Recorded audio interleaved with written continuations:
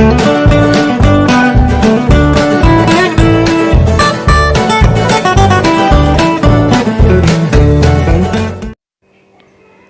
assalamualaikum.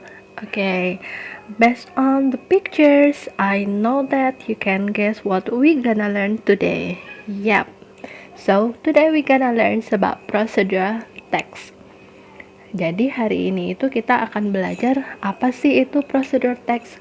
Nah, we have to know three things here. The first one is meaning, second generic structure, and language features.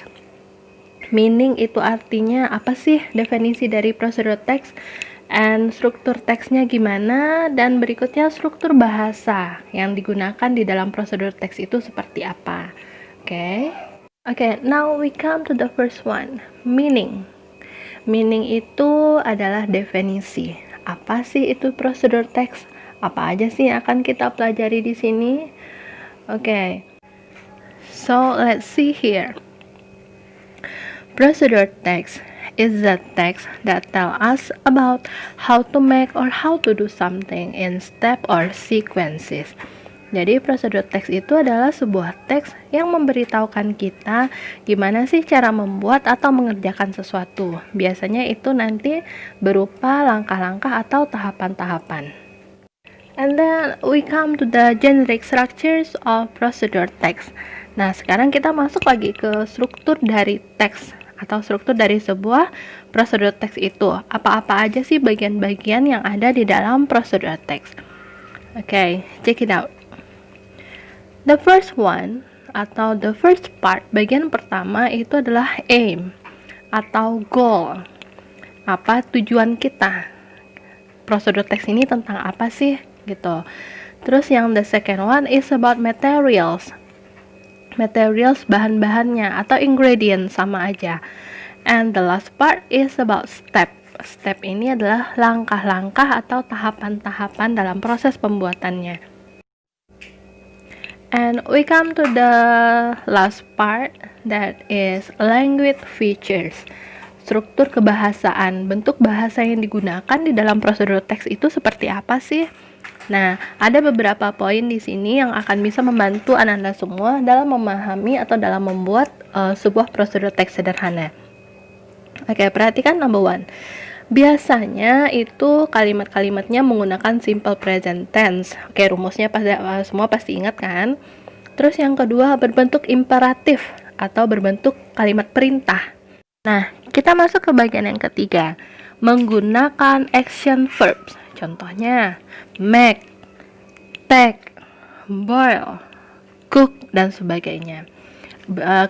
Action verbs ini adalah kata yang meminta kita untuk melakukan sesuatu. Oke, berikut lagi menggunakan temporal conjunction. Contohnya, first, then, next, dan sebagainya. Itu maksudnya yang pertama, then kemudian, next selanjutnya, after that sesudah itu. Oke, seperti itu. Dan yang keenam, menggunakan conjunction atau kata penghubung yang mengurutkan kegiatan, misalnya then, while, dan sebagainya. Hampir sama lah ya dengan poin yang nomor 5 tadi. Terus nomor 7, menggunakan adverbs atau kata keterangan untuk menyatakan rinci waktu, tempat, dan cara yang akurat. Misalnya, for 5 minutes, for 2 hours, dan sebagainya. Dan poin yang terakhir, menggunakan adverbs atau kata keterangan untuk menyatakan tahapan atau urutan. Nah, ini nih yang step atau sequence tadi, dimana kita menggunakan the first, yang pertama, the second, yang kedua, the third, yang ketiga, dan lain-lain sebagainya. Oke, setelah kita masuk ke dalam pembagian dari language features yang ada pada prosedur teks, sekarang kita lihat dulu contoh dari prosedur teks itu seperti apa sih. Nah, ini dia. Ini adalah resep atau suatu prosedur teks di mana memberitakan kepada kita bagaimana sih cara membuat jus yang sehat itu. Nah, kalau kita menganalisa tampilan dari prosedur teks yang ini, tadi di awal ini how to make healthy juice. Nah, ini merupakan bagian dari prosedur teks yang sebelumnya kita sebut dengan aim atau goal, tujuan. Terus lagi masuk ke bagian kedua, ingredients. Ini adalah bagian kedua dari prosedur teks yang sebelumnya kita kenal dengan nama materials. Materials atau ingredients. Dan yang ketiga itu adalah method. Method itu adalah steps atau sequences. Oke. Nah, coba Anda perhatikan di bagian ingredients itu tertulis lengkap. Misalnya berapa sih batang seledri yang dibutuhkan, terus berapa buah apel yang dibutuhkan juga, terus ada keterangan cut into pieces. Cut ini adalah action verbs. Dan juga di bagian method ini udah dijelasin juga langkah-langkah yang membantu kita sehingga kita nanti bisa membuat sebuah jus yang sehat. Oke.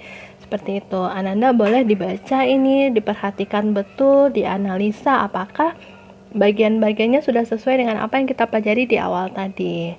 Oke ya. Oke. Nah, slide berikut ini adalah cara membuat jus sehat di dalam versi bahasa Indonesianya. Mungkin bagi Ananda yang belum paham tadi versi Inggrisnya, Ananda bisa memahami lewat tampilan dari resep yang berbahasa Indonesia ini. Semoga mudah dipahami ya.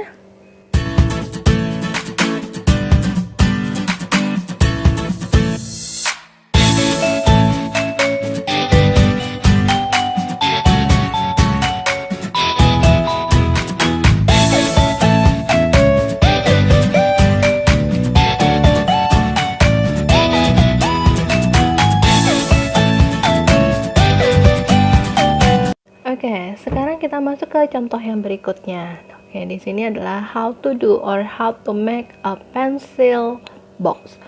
Oke, jadi di sini kita akan belajar gimana sih cara membuat kotak pensil. Nah, Anda perhatikan ada materials, itu lengkap semua bahan-bahan yang dibutuhkan.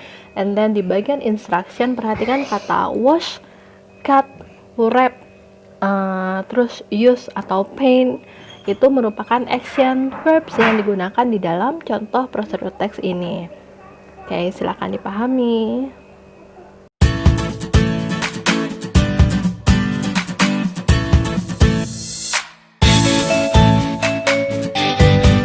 Oke, Ananda semua, sekian topik kita hari ini. Semoga dari video ini Ananda memahami tentang prosedur teks. Dan apabila masih belum memahami, Ananda boleh komen di bawah video ini.